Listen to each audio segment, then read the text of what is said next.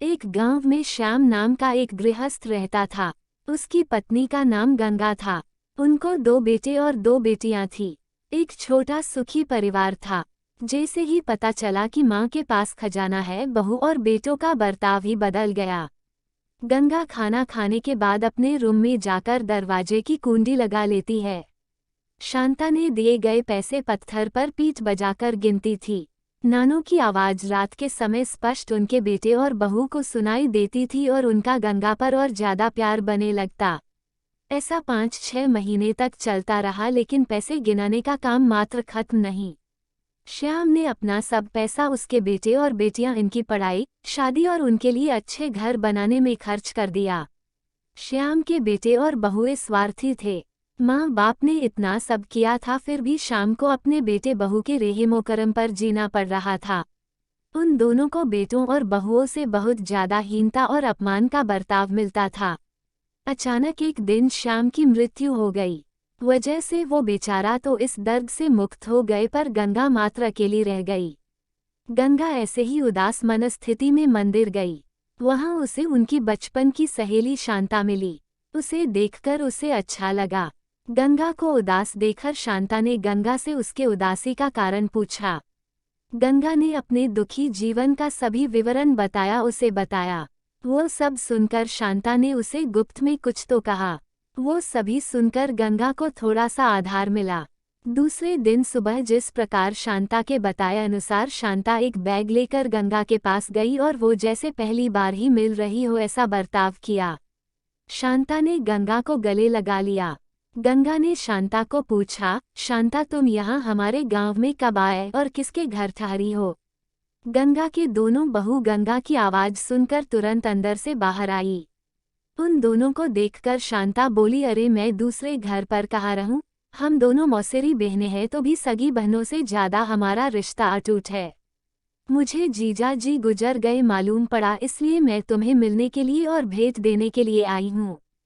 पहले दिन तय किए अनुसार गंगा बोली, शांता तुम मुझे मिलने के लिए आई, ये सुनकर बहुत अच्छा लगा, पर तुम मुझे भेंट देने के लिए कुछ लाई हो, उसका अर्थ मुझे कुछ समझ में नहीं आया। शांता जानबूझकर रोने का सुर निकालकर बोली, अरे गंगा मुझे पता है कि आप दोनों ने तुम्हारा सभी पैसा बेटे बेटी के पढ़ाई, शादी और उनके लिए अच्छा घर बनाने के लिए खर्च कर डाले। आप दोनों ने खुद के लिए कुछ भी नहीं रखा। ये सब ठीक है क्योंकि आपके बेटे और बहुएं सभी अच्छे हैं, इसलिए वो तुमसे प्यार से बर्ताव करते हैं, तुम्हें अच्छे से संभालते हैं, इसका मुझे पूरा भरोसा है। लेकिन हमारे यहाँ पर सब उल्टा है। हमारी आर्थिक परिस्थिति अच्छी होकर भी बेटे पढ़े नहीं, इस वजह से वह कोई भी उद्योग धंधा करते नहीं है। उनको सिर्फ बैठकर खाना आता है। अमीर है, इस वजह से उनकी शादी भी हो गई, परंतु उनकी पत्नियां हम दोनों का बार बार अपमान करती रहती है और मेरे बच्चे वह देखकर भी कुछ भी नहीं बोलते उन्हें। फिर शांता आंखें पोंछने का नाटक करती है और वह आगे बोली, अभी ऐसी परिस्थिति में हम दोनों को जीने की इच्छा भी नहीं होती और अब हमारी जिंदगी भी कितनी बची है। इसलिए मैंने तय किया कि मेरे पति का नजदीकी कोई भी नहीं है और तुम्हारे सिवाय मेरा कोई भी नहीं है। इसलिए सब पैसा बेटों को देने के बजाय तुम्हें आधे पैसे दे दूं।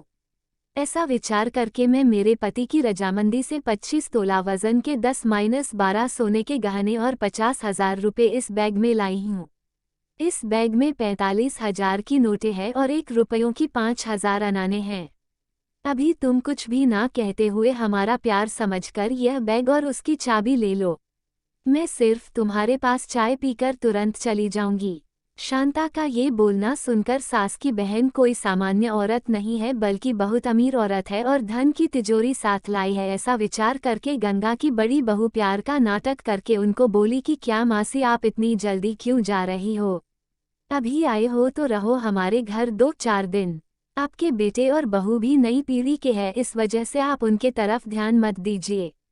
आप दोनों पति पत्नी ने आपका जीवन यशस्वी किया है, वैसे ही हमें भी उस बारे में मार्गदर्शन दिया तो अच्छा होगा और कैसे जीवन जीना है हमें भी समझ में आ जाएगा।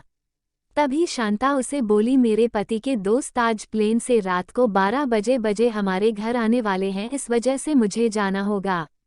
हर एक मनुष्य के जिंदगी में ऐसा प्रसंग आता ही आता है कि जिसकी वजह से उसकी आंखें खुलती है और वो मनुष्य समझदार होगा तो उसे मार्ग दिखता है। ऐसा बोलकर शांता चाय पीकर वहां से चली गई। शांता के जाने के बाद गंगा के दोनों बेटे और बहुएं उससे बहुत अच्छा बर्ताव करने लगी।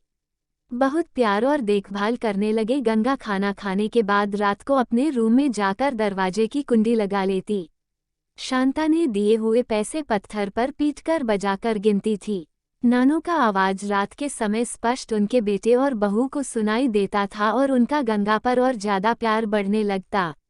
ऐसा 5-6 महीने तक चलता रहा, लेकिन पैसे गिनने का काम मात्र खत्म नहीं हो रहा था और ये सिलसिला गंगा ने अपने मरने तक चालू रखा। गंगा के आखिरी 6 साल खुशियों में बीते, परंतु एक दिन अचानक गंगा की मृत्यु हो गई। उसके जाने के बाद रिवाज और लोकलाज के लिए उसके बहुओं ने और बेटों ने आंसू बहाए। फिर उन्होंने स्मशान से आने के बाद उन्होंने तुरंत मां के रूम में जाकर उस बैग का ताला खोला और क्या उनको धक्का लगा, क्योंकि उसमें सिर्फ पुराने समाचार पत्र, 4-5 वजनदार पत्थर और सिर्फ 1 रुपया था। वो रुपया भी पत्थर पर पीटने पर पूरा का पूरा खराब हो गया था।